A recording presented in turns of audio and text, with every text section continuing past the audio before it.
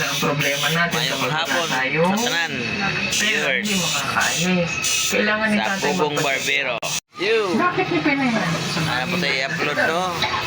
Bakit Pinayan? Ako idol na ako. Ako i-upload karon na naiyab ang gupitan na naiyab na kami ang lumat pamilya. taga Murag hantong-hantong na kalagangan daw sila sa una. Kami makatay na kana pang akong asawa sa kitong kaayo. Mali man yun. Ako i-upload karon. Dapat di ka nag-asawa. Bisang gusto Gusto, naman. nangit ko lang pwede ba i-upload? Okay man daw. Sa panahon karon, dapat ang mga bata nag-eskwela. Yun, no? Makita nila. Ano, walang tao dyan. Hindi makapag... Sorry na, pumasok ako. Upo na ako. O, di ka. Usod ka din eh. Dito ka nga, ate. Hindi makapag-ano ang iyong asawa. Dili makakuan siya. Wala sir, kada kuan gabi sir, sige ko kapakahilap. Akong anak po sir nga. Wala mi panhapon unta. Manginadlaw unta ko sir nga, wala sir painadlaw sir. Mauna nakakuan jud ko nga. Lisod kaayo. O, sige. Punta ka dun sa iyong bana. Oo, ako din na. Bato po sa akong bala sir. Ang makikahin. O,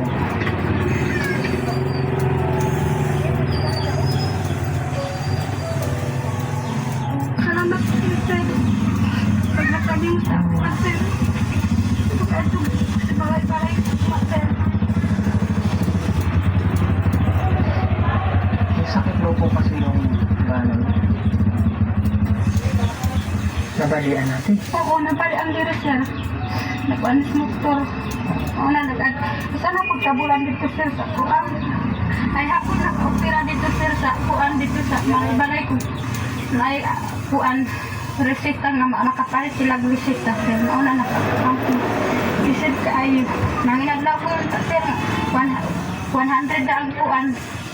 Kuan, udto ka kuan, 100 na. Kung makapalit, rapod kong bugas, sir. Ang kuan, dito akong asawa. Nahapon, sir.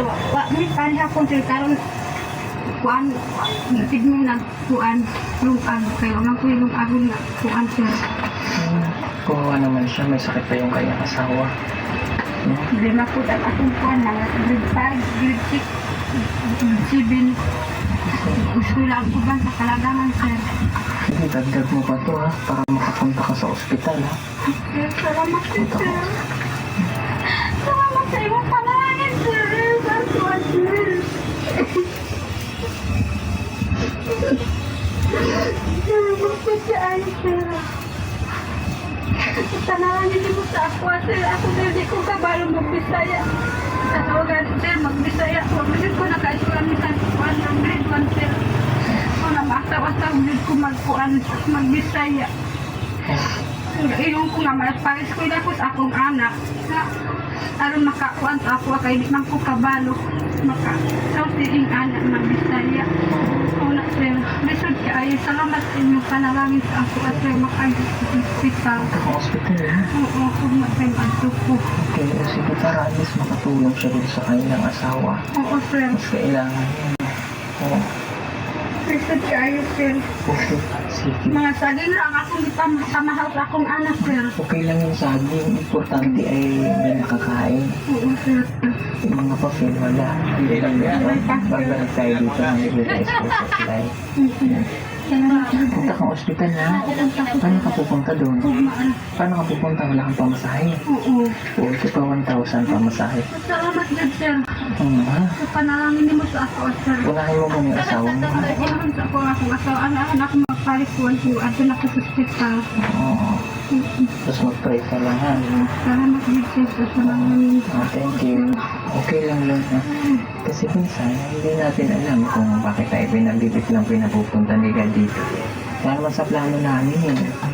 So, bigla-bigla, dapat yung sa punto ng buhay mo na kailangan naman pumunta doon kasi parang tingnan, naiiyak ko rin kasi. Nararamdaman ko kasi nasa bakit tayo tinatawag doon sa lugar na gano'n, di ba? Panalangin. So, kumbaga, something na ano kakaiba sa katawan ko. Alam nila yan pag nararamdaman din na, doon tayo pumunta. Kahit hindi ko naman, yung bang, wala sa isip ko yun. Basta bigla na lang siya nagsisingit sa isip ko na ba, kailangan mo pumunta doon. Saan ganun, yung pakiramdam. That's fine. Merong mga taong katulad po nila na hindi niya na alam yung gagawin na kasi syempre, di ba? Nangyarap yung buhay. Kailangan niya ng pera pala kasi meron siyang para sa kanyang asawa. So at least, naramdaman ko agad na kaya pala dito tayo pinaito. Di ba pagkita mo pa lang sa, di ba sabi, ito bahay din.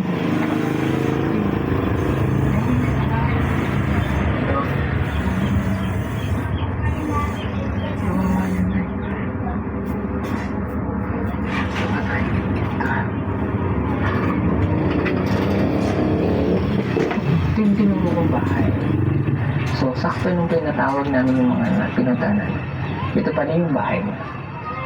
Hindi ko alam na ito yung bahay mo, pero sa tumulong kita. Sige, pumunta ka ng hospital. Pumunta na ako, sir. Okay. Salamat din, sir. Tabangin mong mama. Ako nag-ubag. Okay. Anak. Salamat din, sir. Panalangin sa ako, sir. Yung mga buutan ng mga tao, nagsubay diri sa among kuan, pinwianan na sobra kayong pobre. Okay. Salamat po. Salamat, sir. Thank you. Salamat. Salamat, sir. Panalangin, sir. Thank you. God bless the inyo. Yes, opo, unahin natin. Ipagpipray natin yung asawa mo na gumaling po agad. Hindi naman biro kasi yung bali. Diba? Wala. Salamat at nakarating tayo dito sa kanilang sitio. Sige, puntahan lang namin yung ibang kapitbahay nyo, ha? Para naman hindi nakakaya sa mga kapitbahay. Kasi iniisa-isa namin yung bahay. So, sa bawat tahanan na may problema, siya yung may pinakamalaking problema na kausap natin ngayong umaga. Sige. Thank you, ha? Thank you. Salamat. Okay, kapag muna tayo dito sa kanilang bahay. Apat naman tayo ng bahay. Ingat, ate. Ingat. Thank you. Okay, meron tayo dito. Isang bahay. Ano ako na kalaganan? Hindi ko bigkator, hindi ka sa oraya ba? Oh, mga bata pa na yung motor na. Parang suro, ate sa tuig. Awa pa ito yun. Hello po, ate. Nanay. Mayong doon ka. Kaya si Oh, Patay may baboy. May baboy sa ilalim. Wait, wala, wait. Kasi siguro. Kasi dapat ha? Hello po. Kung saan mo na yun, Jog? Bahay niyo po ito? Bahay dito ba? O ba?